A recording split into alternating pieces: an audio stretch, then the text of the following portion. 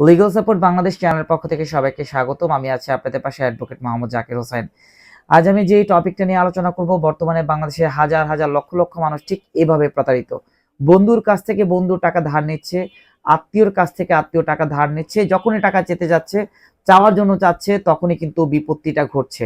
তখনই কিন্তু টাকা দিচ্ছে না, ধারের টাকা নিয়ে সর্বশেষ কিন্তু সম্পর্কটাও নষ্ট হচ্ছে।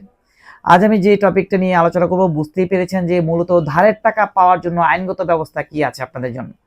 সাপোজ আপনার বন্ধু আপনার থেকে 1 লক্ষ টাকা নিল, কিন্তু এই টাকাটা নির্দিষ্ট স্পেসিফিক টাইমে আপনাকে দিয়ে দিবে বললো, কিন্তু ওই টাকা কিন্তু আপনাকে দেয়নি। 1 মাসের পর অনেক দিন পার হয়ে গেছে, আপনি যখন টাকা চাচ্ছেন সে কিন্তু আপনাকে টাকা দিচ্ছে না। ফাইনালি 1-2 বছর যাওয়ার পরে কিন্তু আপনার বন্ধু ডিরেক্টলি রিফিউজ করে দিয়েছে, কোনো টাকাই দিতে পারবো না। এই যে আপনার বন্ধু আপনাকে রিফিউজ করে দিল, কোনো টাকাই দিতে পারবো না, ধারের টাকা আপনি পেলেন না, এই ক্ষেত্রে আইনগত ব্যবস্থা আপনি কি নেবেন? প্রথমত আইনগত ব্যবস্থা হলো যে, যদি কোনো বন্ধু বা ফ্যামিলি বা রিলেটিভের কাছে আপনি কোনো ধারের টাকা দেন আর সেই টাকা যদি আপনাকে ফেরত না দেয়, তাহলে কিন্তু আমাদের যে দেশীয় আইন আছে প্যানাল কোডে 420 এবং 406 দ্বারা মামলা করতে পারেন। এখন বলতে পারেন যে 420 এবং 406 দ্বারা মামলাটা কি? 406 দ্বারা হলো যে ক্রিমিনাল ব্রিচ অফ ট্রাস্ট, অর্থাৎ আপনি তাকে বিশ্বাস করে টাকা দিয়েছেন, সে টাকা আর ফেরত দেয়নি।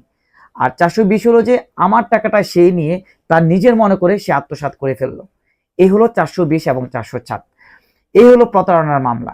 এখন যদি আপনার বন্ধু, ফ্যামিলি, রিলেটিভ যদি কেউ টাকা নিয়ে যায় আর টাকা না দেয়, সেক্ষেত্রে অবশ্যই আপনি কিন্তু 420 এবং 406 দ্বারায় প্যানাল কোডের আন্ডারে মামলা করতে পারেন। আপনারা যারা অডিয়েন্স আছেন, আপনাদের প্রশ্ন হতে পারে যে মামলা দিলেই কি আমি টাকা পেয়ে যাব? এই ক্ষেত্রে আমি আপনাদেরকে দুইটা কথা বলতে চাই। মামলাটা দেওয়া হয় মূলত পানিশমেন্টের জন্য, তার জন্য পানিশমেন্ট হয়। কিন্তু ম্যাক্সিমাম ক্ষেত্রে আমরা দেখি 420 এবং 406 ধারার মামলায় এইগুলো পানিশমেন্ট হয় না, এগুলো আপোষ হয়ে যায়। আপোষ হয়ে দুই পক্ষকে টাকা লেনদেন সহ মামলা উইথড্র করে ফেলে। অর্থাৎ যে ধার যার কাছে পাবে, যে আসামি, সে তার সাথে আপোষ করে তার সকল টাকা পয়সা দিয়ে দেয় আর বাদী মামলা তুলে নেয়। ম্যাক্সিমাম ক্ষেত্রে কিন্তু এই ঘটনাটা ঘটে যাচ্ছে। এখন বলতে পারেন যদি বাই চান্স সে টাকা না দেয় তাহলে কি হবে? যদি বাই চান্স যদি সে টাকা না দেয়, সেটা মাথায় রাখবেন 420 দ্বারাই কিন্তু 7 বছরের সাজা দেওয়া আছে। যদি কেউ তার পাওনা টাকা না দেয় এবং কি সাক্ষী যারা মাধ্যমে প্রমাণ করতে পারে যে সে মূলত টাকা পাওয়ার হক ছিল কিন্তু সে টাকা দেয়নি, সেক্ষেত্রে অবশ্যই কিন্তু তাকে 7 বছরের সাজা দেওয়া হবে। সো যারা ধারের টাকা নিয়ে ধার টাকা দিচ্ছেন না, তাদেরকে একটা কথা বলতে চাই, আইনগত ব্যবস্থাগুলো খুবই শক্তিশালী। সো যদি ধারের টাকা নেন, অবশ্যই ধারের টাকাটা খুব দ্রুত শোধ করার ট্রাই করবেন। আনলেস কিন্তু আপনাদের বিরুদ্ধে 420 এবং 406 দ্বারায় মামলা করা খুব ইজি হবে এবং কি উক্ত মামলায় পানিশমেন্ট 100% শিওর হবে, বিকজ সকল এভিডেন্স এবং প্রুফ আপনাদের কাছেই থাকবে।